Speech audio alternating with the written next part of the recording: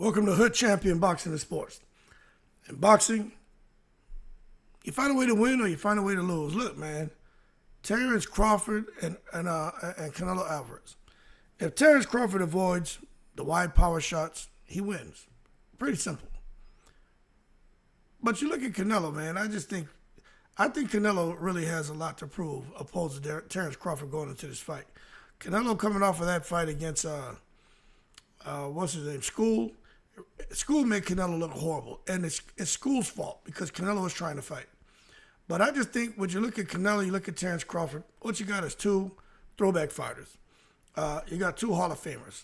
And I think in any era Canelo would have fought in, Crawford would have fought in, I think they would have held their own, okay?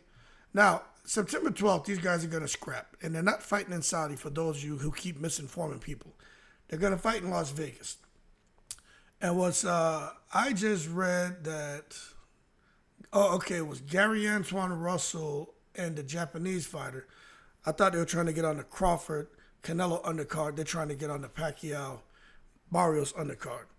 But the bottom line, with Crawford and Canelo, look, everyone is anticipating this fight.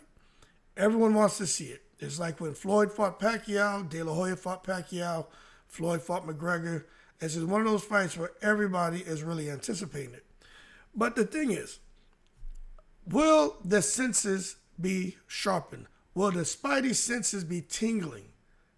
Yes. Who's going to tingle more? Because when you look on their last performances, I got to tell you, I think Crawford's spidey senses are much sharper and tingle a lot more than Canelo's.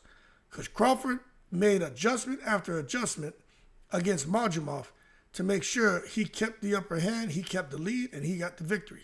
Canelo wasn't able to cut the ring off. He wasn't able to land anything. Canelo just kind of stood in the center of the ring and was just kind of throwing his hands up like, come on, let's fight.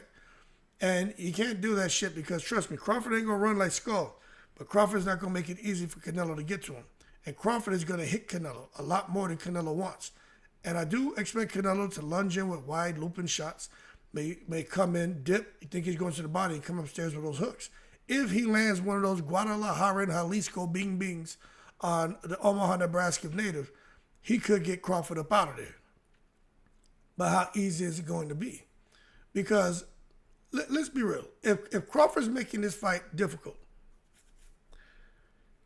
is Canelo showing us that he has the same appetite for boxing and legacy than he did back in the day when he fought Floyd Mayweather, and then coming off the Floyd Mayweather fight and that run that he went on? Now Canelo is fighting for money. Canelo ain't fighting for legacy. He feels like his legacy is already cemented. So if you ask me, I don't think Canelo has the appetite he once had. Really not landing meaningful shots anymore. Not looking to really stop anybody. And I don't care how brilliant his opponents are. I just think Canelo, if he has a fighter who's going to display some form of elusiveness, I think Canelo's just going to sit there, go through the motions, and just let it happen. And as a result, he's going to get behind those scorecards against Bud. And Bud could surprise him midway through the fight where Bud decides to open up with some hard power shots, and all of a sudden you can see Canelo Alvarez chest to canvas, ass in the air, looking crazy. But what do? You're 34 years old, about to be 35. You've been fighting as a pro for 20 years. I mean, 20 years, 67 fights, 67 training camps.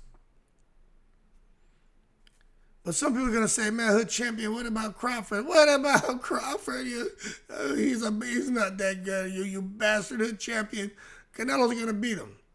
Look, I'm just telling you, some people aren't impressed with Crawford either.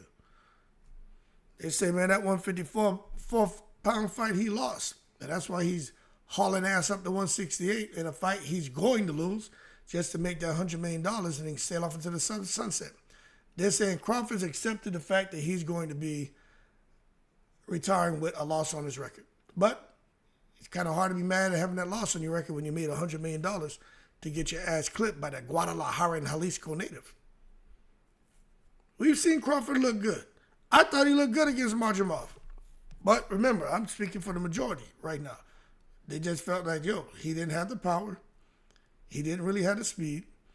He wasn't standing in the pocket. He wasn't able to slip shots like before. He got hit with consecutive right hands from Majimov. The man started off at lightweight, hood champion. What do you want? His best weight was welterweight. He struggled up there at 154. Now he's going all the way up to face the Guadalajara and Jalisco native Canelo at super middleweight. That's a suicide mission. He might as well strap a bomb to his chest and detonate that shit. There'd be corn all over the place. I'll just say this. I think both of them and their senses are going to be tingling, and they're going to display something that we haven't seen from either one of them. Because, look, let's be real. The point they're both at in their careers, they're both a threat to each other. Crawford brings a threat to that weight at 168, people. And Canelo is a threat at 168. But the problem is now you start looking at age. Yeah, you can say Crawford's 38, but Canelo's only 34. But Canelo's been fighting as a pro for 20 years. But yeah, Crawford is, a few years shy of George Jefferson and shit. So I can understand what you're saying. But man, the speed. Yeah, Crawford has speed, but look, Crawford ain't the guy who fought, the Gamboas and the Victor Postol and all that. He's not that guy no more. But he's still a very in shape, a very active, a very healthy, and a more than capable 38-year-old because of his lifestyle and his genetics, man. And if that Crawford turns up, I think the fight's going to be very interesting. But if Canelo's in top shape and Canelo, again, is firing on all cylinders, I'm telling you, you got to go with Canelo because let's be real. A good big man always beats a good small man. Crawford's smaller than Canelo. And Canelo's not really letting his hands go, but I have a feeling. I keep talking about this shit. We know Crawford's got old Victor Conte over there making sure he gets the snack special.